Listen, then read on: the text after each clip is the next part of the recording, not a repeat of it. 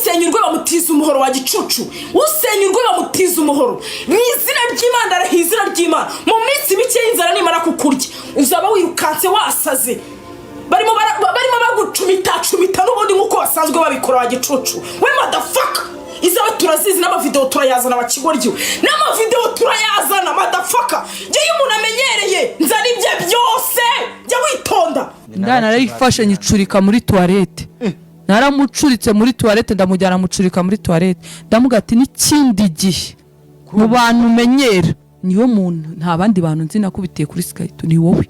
Kandi Jackie niwe muntu nahondeye kuri Skype, kandi n'ubundi wakomeje umwishinze ko wavuze ko Skype n'ubundi nta kintu yagufasha atari musaza hari kamaro. Kuki ugarutse ku ruhande rwa Skype bigenze bite? Ntambara yarose hagati ya Jackie w'i Rwanda ndetse n'umugore wa Skype. Umugore wa Skype uti nta yindi ndaye nigeze nkubitira hejuru umugabo wanje uretse Jackie w'i Rwanda, naramukubise ndetse mupfukamisha muri toilette. Jackie nawe ati sindi indaya, indaya ni wowe wacaga umugabo wawe Skype inyuma, mfite amajwi ndetse n'amashusho nabyo nzabishyira hanze iyo mpamagaye ndaza. Skype ari mu buroko mu gihe uyu mugore nawe ari kuribwa n'igisebe nyuma yo kurumwa ugutwi n'umugabo. Iyi ntambara iraherera he irarangira?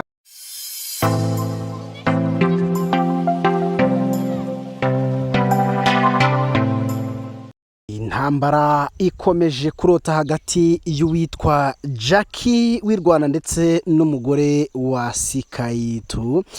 Nyuma yuko Skype ndetse n'umugore bagiranye amakimbirane bikarangira abarwanye, aho bari bavuye mu kabari ndetse basangiye inzoga, ariko bageze mu rugo habaho kutumvikana hagati y'umugore n'umugabo. Ngira ngo byo birasanzwe, abo bombi bafatana mu mashati batangira kurwana kubw'umujinya ndetse n'uburakari ndetse n'imbaraga z'umugabo. Skype yafashe umugore we amuruma ugutwi agucaho. Ngira ngo ibyo warabyumvishe cyangwa se wagiye ubibona ku zindi mbuga nkoranyambaga zikorera kuri murandasi, aho wagiye ukurikirana n'ibindi biganiro byinshi wenda twagiye tunabagezaho na mbere bivuga kuri aya makimbirane ya Skype ndetse n'umugore we. Ibi kandi byakurikiwe no kuvugwa ko Skype yarasanzwe afite ingeso y'ubushakuzi cyangwa se yo guca inyuma uwo bashakanye ariwe mugore wa Skype, akaba yaramucaga inyuma hamwe n'uwitwa Jackie, umwe mu bagore cyangwa se mu bakobwa bivugira ko ngo nta mugabo wabaryamana cyangwa se yifuje umugabo atamubura kubera ko umugabo atamurya, ahubwo Jackie ariwe urya abagabo. Ngire ngo mwana byumvishe mu minsi yashize hagati ya Jackie ndetse na Anuriya Mupeti yitwa no ukina filime nyarwanda yitwa Derek Again. Yego ni Derek Again ndetse n'umugore we. Ngira ngo byarasakuje mwagiye mu byumva bidari gakeya.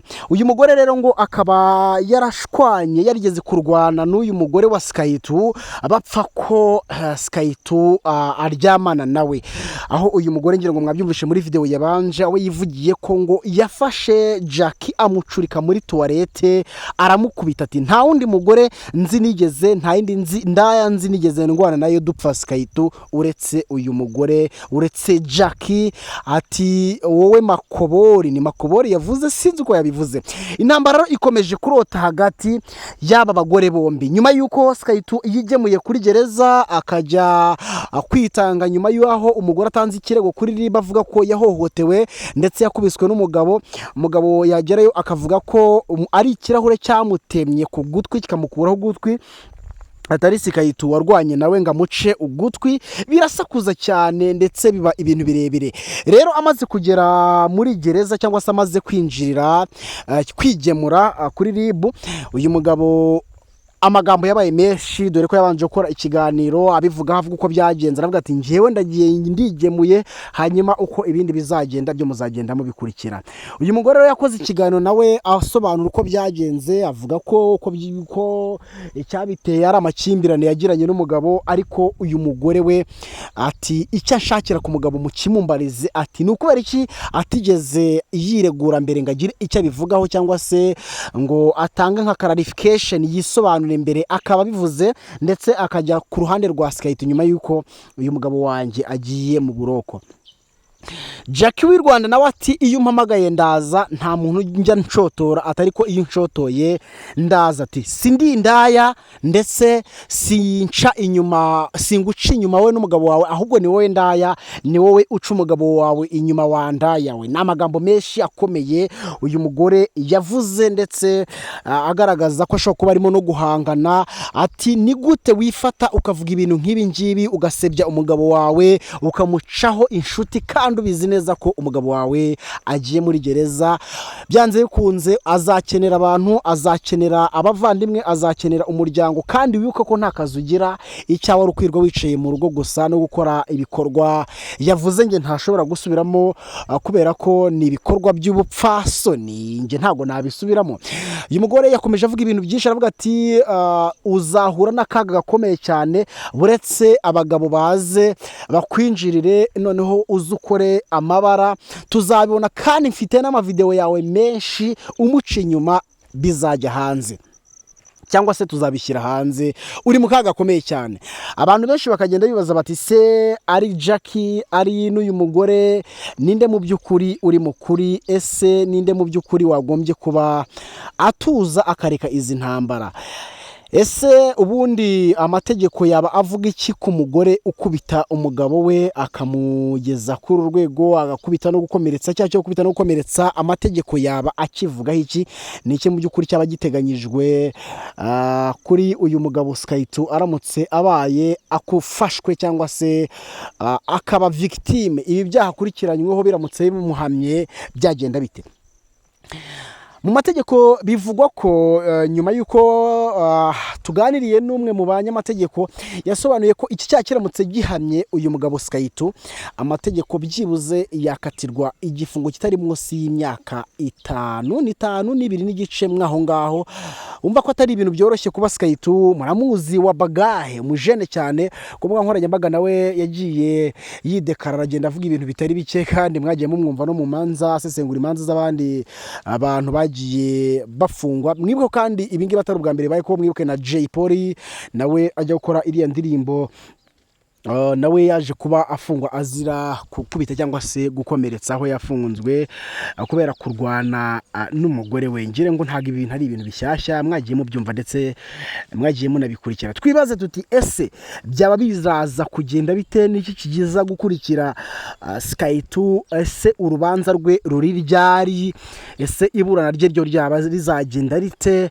Ese ibyo yavuze ko bivugwa ko nabyo bishobora kuba ari ibizamushinja aho kuba byaba ahubwo bimushinjura, kubera ko ikiganiro yakoze kirimo kubusanya. We yavuze ko umugore we atamuriye ugutwi, atigeze arumwumisha amenyo, akavuga ko ari ikirahure cyamutemye, agasobanura ko nta kibazo ubusanzwe asanzwe afitanye n'umugore we ndetse babanye neza, uretse ko bagiye bagira gukimbirana, bagira kurwana hagati yabo ndetse bagerageza kwiyunga kwa mudugudu bariyunga biranga.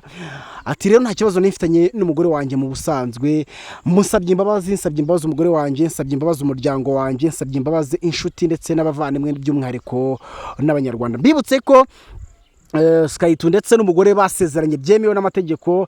Ngira ngo murabyibuka muri Covid mwagiye mubona mwe mu mashusho basezerana byemewe n'amategeko. Aba bombi n'umugore ndetse n'umugabo bamaranye imyaka isaga 10 babana, bafitanye abana, bafitanye igihango gikomeye cyane kandi kubera ko n'umugore n'umugabo. Abantu bati rero uyu mugore yitonde kuko agiye guhura n'akaga gakomeye. Imyaka 5 umugabo ari mu buroko, ari wakoraga, ari winjizaga, ari warutunze umuryango, biraza kuba bimubera ingorabahizi. Ese koko wowe urabibona ute? Ese nuruhe ruhande hagati ya Jackie ndetse n'uyu mugore wa Skaytu? Ninde mu by'ukuri ukwiye gucisha make? Byandike mu mwanya uhari kwandikamo ibitekerezo. Ngiye nitwa Alexis Mbarusha, naho iyi ni Arimba TV. Amahoro y'Imana akomeza abane namwe, turakunda cyane kandi muri abagaciro gakomeye.